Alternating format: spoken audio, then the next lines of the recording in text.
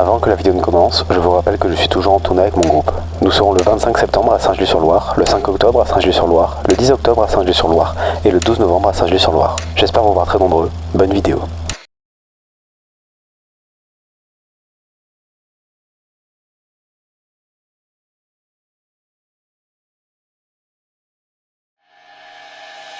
Bonsoir à toutes et à tous, et bienvenue dans ce Findings complément d'enquête.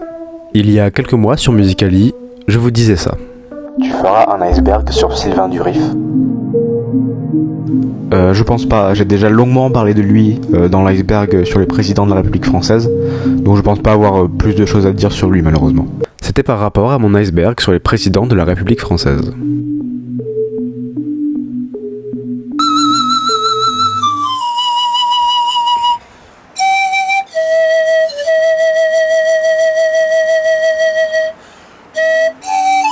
Mais aujourd'hui, je reviens sur mes mots. Il y a quelque temps, de grandes révélations ont été faites sur l'ancien président de la République, Sylvain Durif. Et c'est de ça dont je vais vous parler. Bienvenue dans ce Findings complément d'enquête.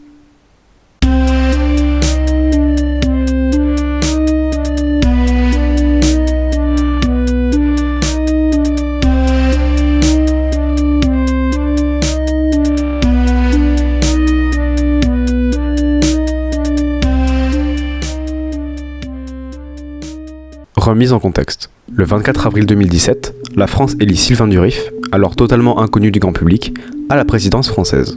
Pendant 5 ans, la France entière le prend pour un excentrique, un personnage fantastique aux déclarations souvent incompréhensibles et un président plus que médiocre. Mais aujourd'hui, on sait qu'il n'est rien de tout cela. Le 21 janvier 2025, une archive du ministère de l'Intérieur fuite sur les réseaux sociaux. Un dossier de plus de 600 pages, intitulé Oriana Sylvanus, l'homme vert, Merlin enchanteur, le grand monarque. Un titre étrange, presque mystique, cachant en réalité l'un des documents les plus étonnants et controversés de la politique française. Ce document, disponible dans son intégralité, retrace plus de 40 ans de la vie de Sylvain Pierre Durif, mais pas celle que nous connaissons. Selon ces archives, Sylvain Durif n'est pas seulement l'homme que nous pensons qu'il est. Il serait en réalité un être supérieur à nous tous, le grand monarque. Tout commence en 1974. Sylvain, âgé de 5 ans, aurait aperçu des serpents et des singes dansant sur son lit. Une scène surréaliste qui, selon lui, n'est que la manifestation visible de son enlèvement. Car cette nuit-là, il aurait été abducté par un des vaisseaux de la Vierge Marie. Le document décrit le vaisseau comme fait de lumière dorée, de forme ovoïdale, traversant l'espace comme un souffle.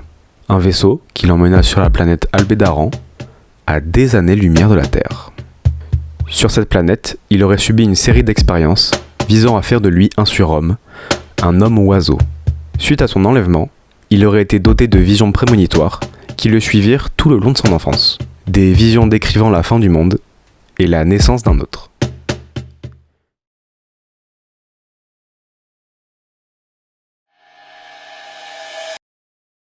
C'est en déménageant au Québec qu'il croise la route d'un homme mystérieux. Un Roumain doté de la vision double, qui prétend le connaître et l'attendre depuis plus de 20 ans. Cet homme l'aurait initié à une partie de sa mission, lui révélant qu'il faisait partie d'un plan cosmique bien plus vaste que la politique ou les affaires humaines. À partir de là, la grande mission de Sylvain Durif commence. Accompagner l'humanité vers la nouvelle dimension, la 5e dimension. Et selon ses dires, il est le seul à pouvoir guider l'humanité vers cette ultime étape. Car Sylvain Durif est le grand monarque. Il incarne l'esprit du Christ cosmique, Melchisédek, l'enseignant de Jésus, maître spirituel du cosmos, guidant les êtres de lumière tels que Jésus et Bouddha.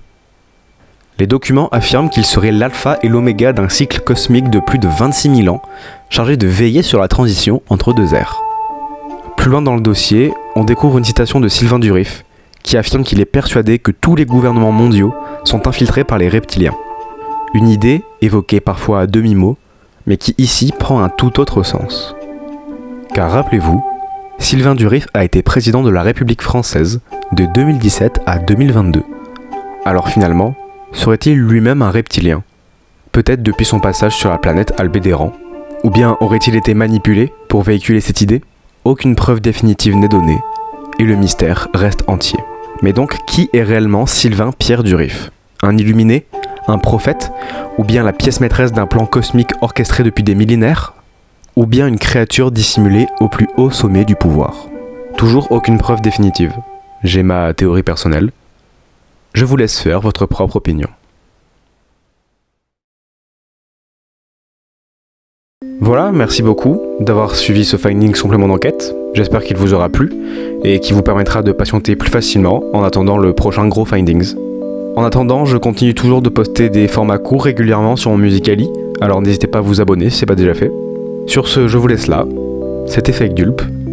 À la prochaine.